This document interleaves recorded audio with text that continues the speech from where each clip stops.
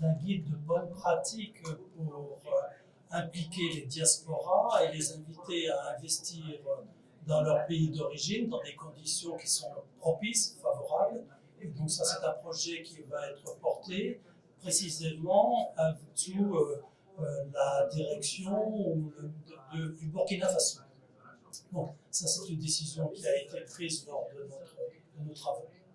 Il y a d'autres projets qui sont envisagés, comme celui qui vise à optimiser les transferts d'argent, et notamment vers l'investissement productif.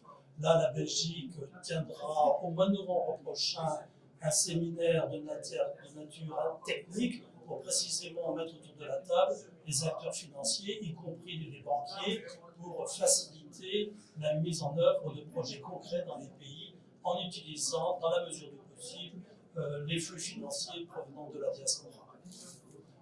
Nous avons d'autres projets qui sont également envisagés, comme un travail thématique sur la migration circulaire, mais là, ça doit être encore un petit peu précisé.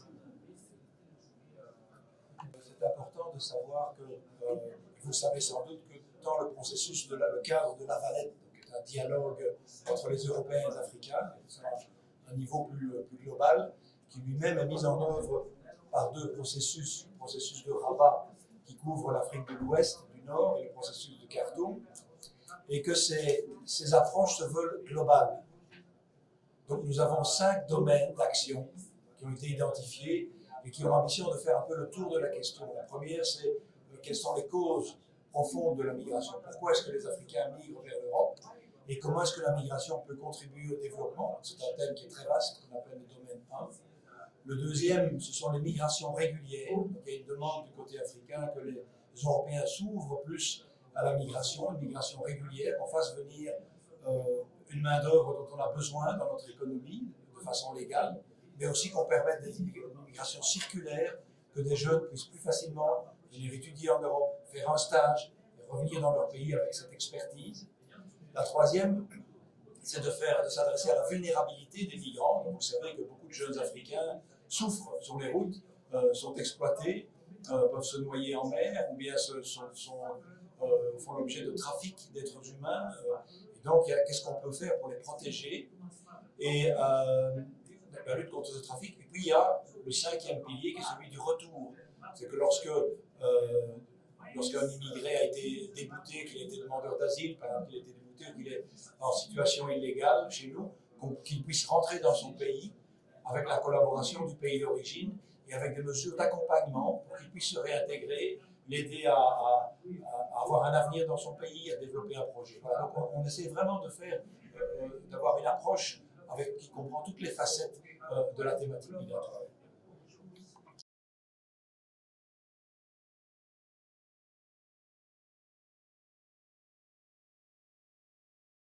Peut-être pour redonner quelques chiffres concernant ce fonds fiduciaire, c'est une somme globale qui est de 4 milliards d'euros. Un grand nombre de cet argent est déjà engagé dans des projets. Un certain nombre de contrats sont passés et nous en sommes maintenant au stade de la mise en œuvre. Le temps de l'évaluation de l'impact sur les questions migratoires de ces différents projets financés par le fonds fiduciaire, cette évaluation arrive. Progressivement, on sera en mesure d'ajuster la manière de travailler.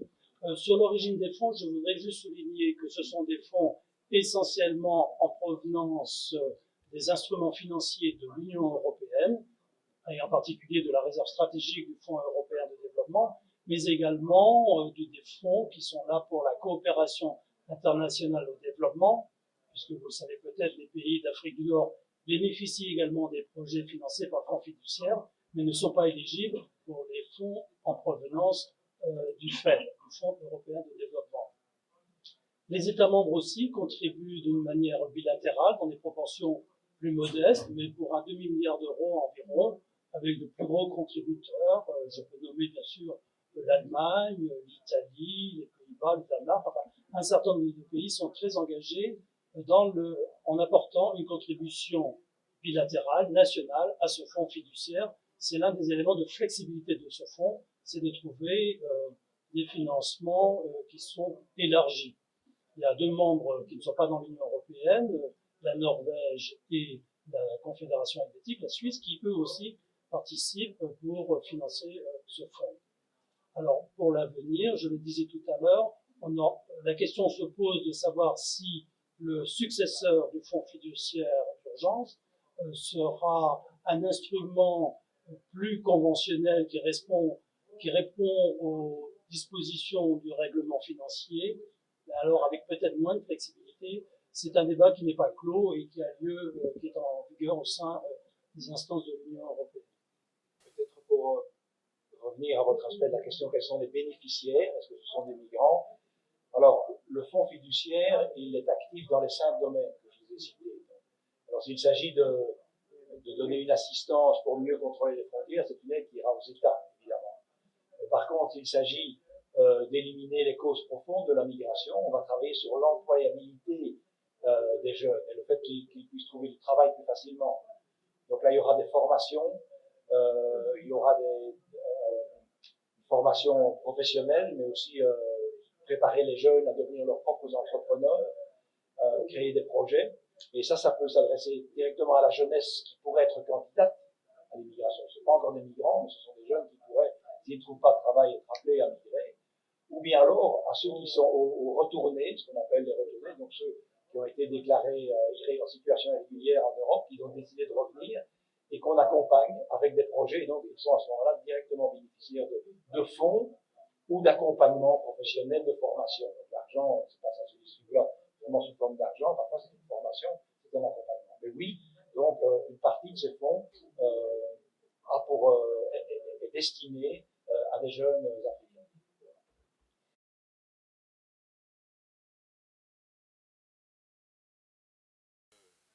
Ce fonds n'est pas le seul. Avant ce fonds et après d'ailleurs, déjà, il faut dire que en bilatéral, certains États ont pu bénéficier des appuis de la part des partenaires, qu'ils soient étatiques ou institutionnels.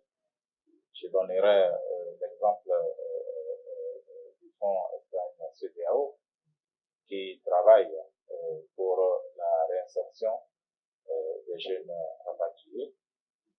Nous avons plus de 78 projets dans les divers États membres de la CEDEAO avec des réussites assez bien connues.